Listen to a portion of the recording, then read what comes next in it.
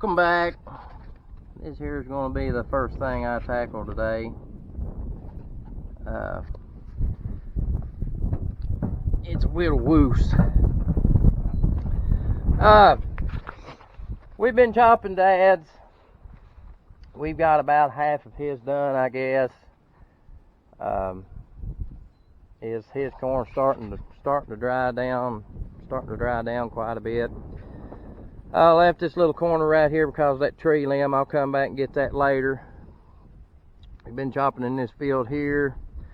Saturday we chopped that field on the other side. There's about 18 acres over there.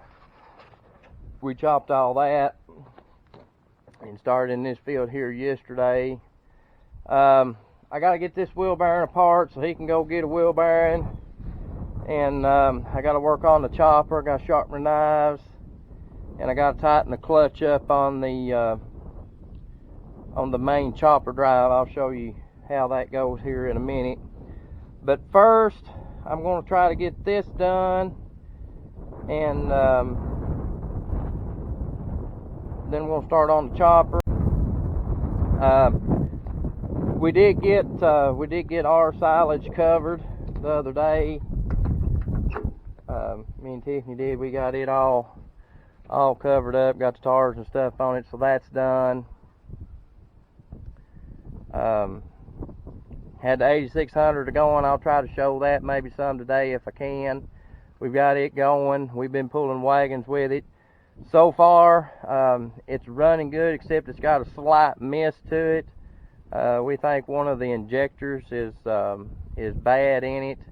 Like I'd said, that tractor was stuck, and when we pulled the head off, one of the cylinder walls had been full of water, and it was rusted up pretty bad. We cleaned everything up and got it running, so that's what we're thinking its issue is. But hydraulics and stuff stout. PTO still a little bit iffy on that. We really ain't, it'll turn on and off, but we ain't really run it yet, and that was supposedly the issue with it to start with, was the PTO quit. But anyway, I'm going to get my jack and stuff, see if I can get this wheel bearing off and see how the rest of the day goes.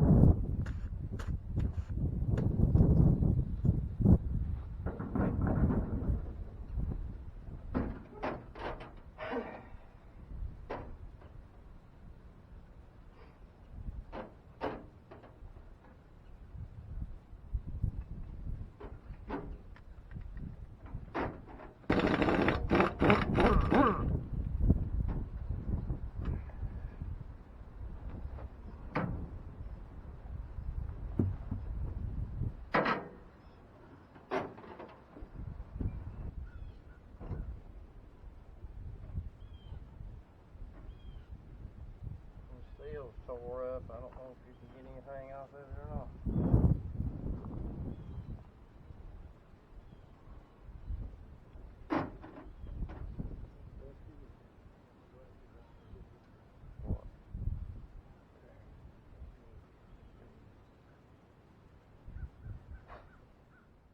So like I was saying, Dad's corn, it's drying down pretty hard.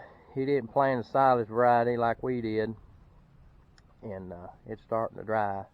But hopefully another couple of days, nothing major happens, we'll get it all done. There's about 9 acres or something in this field, so there won't be too many loads left on that. The other day, blew an injector line.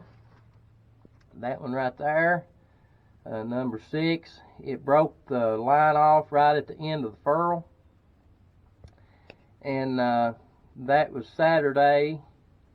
So we was down there for a couple of days, and we was looking for an injector line, and they are they're pretty expensive, and I thought I'd try it just to see what would happen. What I done is I just took a compression fitting ferrule, 2 of them actually, and slipped over the line and tightened the dog snot out of it. So far, it's holding. You can tell right there, it's not wet or nothing. So maybe that'll get that back fixed. But that line right there was $160 something, I think. But anyway, what I've got to do right now is I've got to take this cover off. This is your main drive for the chopper unit, and adjust the clutch that's in here.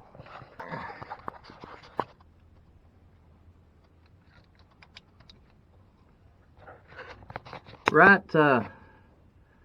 back here is your clutch for it. There's a lever up in the cab that works this rod right here, or that cable, which works just like a regular clutch. There's you throw out there, and I got to grease all that too. But to tighten this, I've got to find, there's a little keeper. You can see them notches there on that ring, and that's how you tighten it. I got to roll this around, find that keeper, and take that keeper loose, and then take a punch and a hammer and smack that a few times, and that ring will turn and put more pressure on the clutch and tighten it up. So I'm not seeing that keeper. It must be on the back side or on the bottom. But anyway, I'm going to roll this around and find that keeper, and I'll bring you back. Okay. So now, right there's that keeper, that nut right there with that little angle piece. So now I got to take that loose, slide that up, and tighten this up. Alright, I got that tightened up, and got the throw out bearing and stuff greased there. I'm going to start sharpening my knives.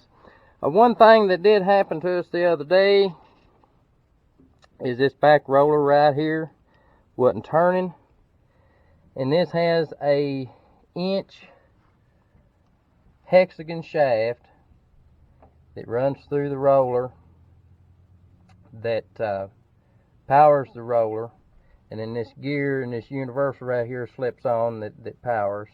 And what had happened is that roller where that shaft runs through, it ain't, I don't know, inch and a half maybe wide on each side that the shaft actually bites to, and it had rounded the shaft, and I was having a lot of trouble with it not wanting to feed. So I went up here to the local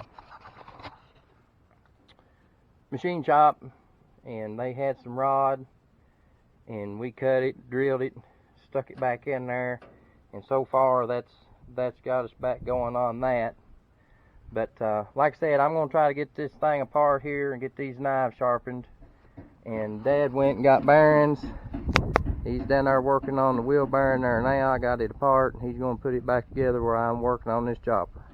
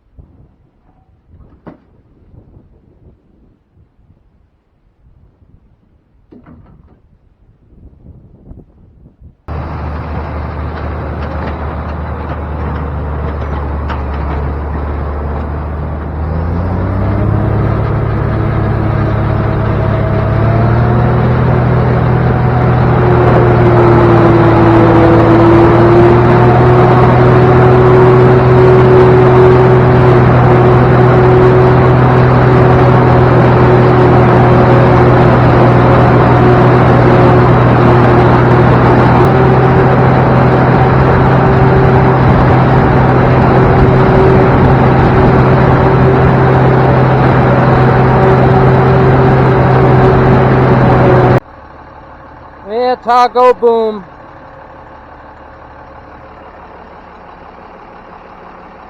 Mom was running this one, and that tar blew, so I'm having to wait now between loads.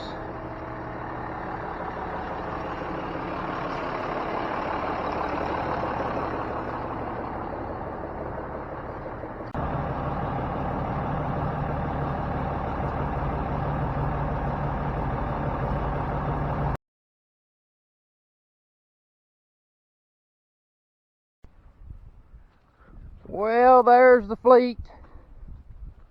We are officially done with silage. We finished up yesterday evening. So now I got to get all this stuff cleaned up and put up. Show you a couple things that I haven't showed before up close. This here's our 8000. We've had this tractor a long time. It's in pretty good shape.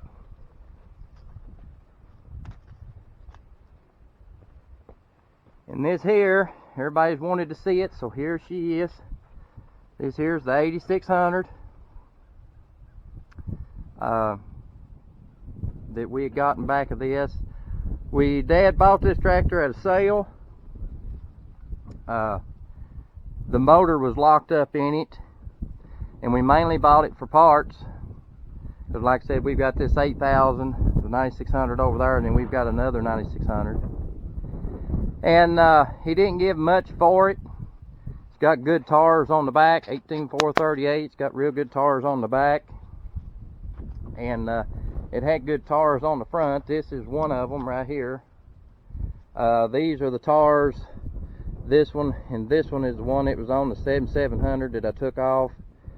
And when I changed the thrush bearings on it, that was the original one on the 7700. And I had to pull this one off of this tractor when it wasn't running to put on that 7700. So now they're back on here, and the 7700 got new tires. Now this 8600 here, it does not have the right side hood. It didn't have it when we got it. And something else, this tractor here, whenever I put it all back together, I'd said before, this tractor here had a cab on it, and we had to take the cab off years ago to work on the transmission. I found them fenders at a junkyard here next town over. We got them, put them on, and the cab plate, walk plate for the cab, was just all one solid piece. It wasn't like it is now. So what I done, like I said, that tractor over there, the 8600, it wasn't running at the time. I took the steps off of it, these steps, the walk plate, deck plate, all this up here come off that 8600 when I was fixing this one. So I've been slowly putting this one back together. These are the steps that come off the 9600. This part right here was a little bit different for the cab. That's the reason why that battery's showing. And these are the steps. This side was the same for the walk deck plate on that 9600, so it works out. So anyway, these handles here, it didn't have handles on it. These handles actually come off of the cab that we took off that 9600. I actually put them on there yesterday. But so far it runs decent. The problem that we've got, we come to the conclusion that this tractor had been sitting for about 6 or 7 years and hadn't been run. But when you crack the injector lines right here, they're all putting out good fuel except for this one. It's just barely putting out. So it does have a slight miss to it, but we've pulled quite a bit of silage with it. Everything else seems to be good. It's got good stout hydraulics and stuff on it, so that's a plus. Something else, back of this, when we was chopping wheat, on that 9600, this bracket right here got broke, and I had to rob this one off this tractor to put on that 9600, get it back up and going. But we've got a real good friend who's got a machine shop here in town. I took him the broken plate, and he made us up a couple of these plates right here. We wasn't able to find these nowhere, no junkyards anywhere. So he made us up a couple plates out of steel. That's working real good. Show you here, this thing is pretty much just touch key.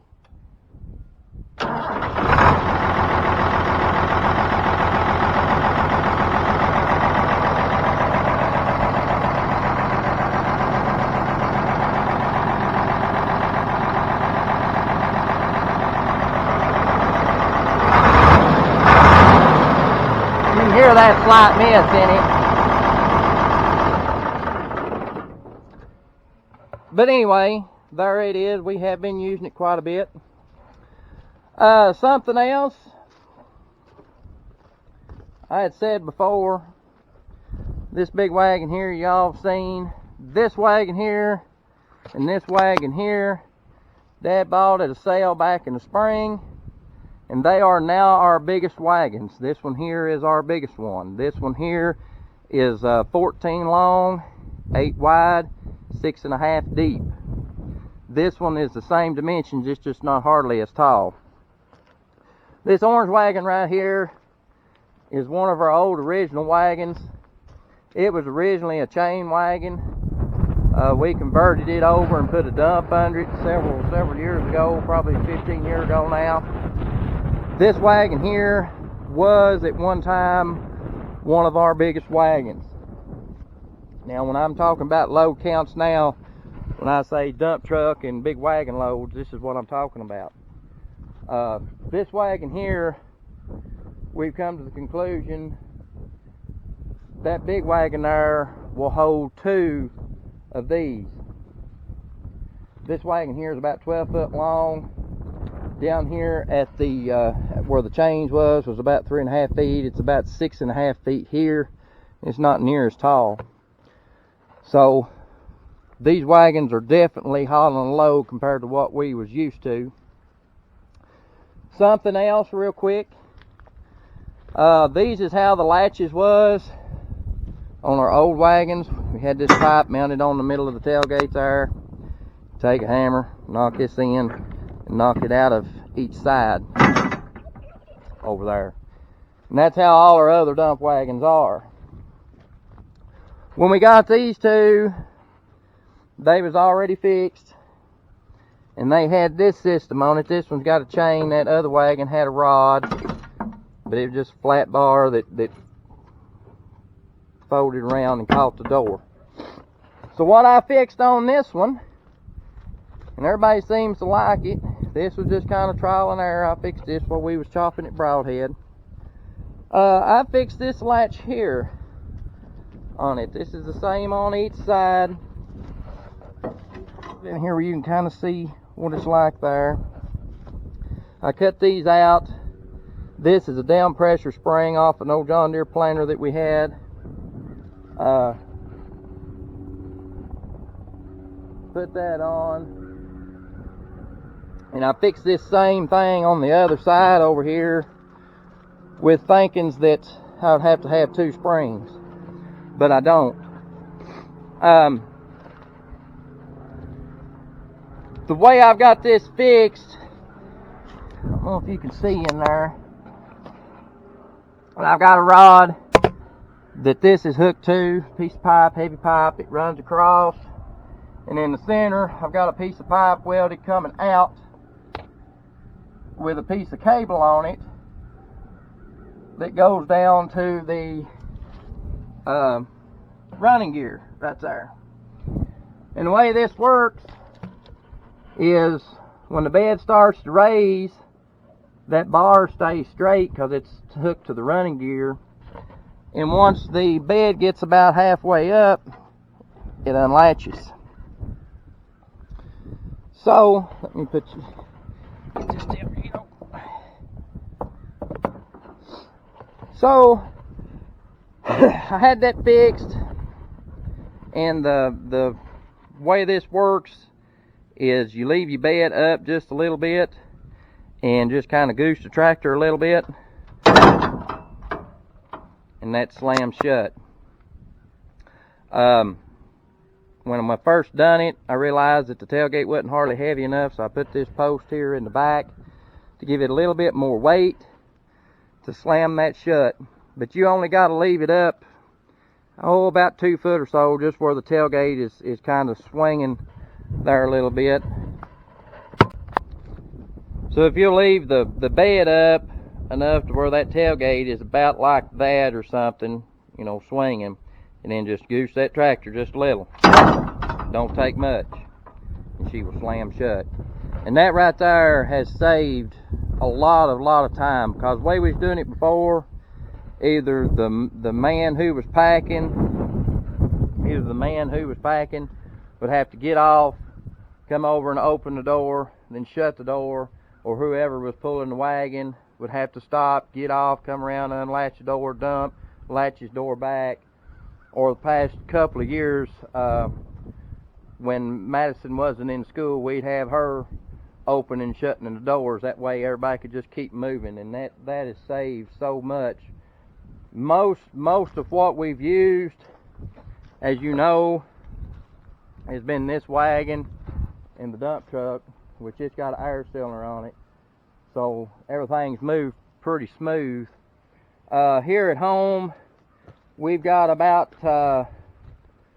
there's about 30 acres, give or take a little bit. It's about 1.5 miles from the silo, so there's quite a bit of road travel. So it took all 4 to keep me moving, and then even at times I kind of had to wait around a little bit. But anyway, we are done, so maybe we can get our cover crops and stuff sold, and I'm going to try to work on this chopper some this winter and get it lined out to where it does a little bit better job, put new knives and stuff in it. But anyway, that's going to do it for this one. Thanks for watching, and I'll catch you on the next one.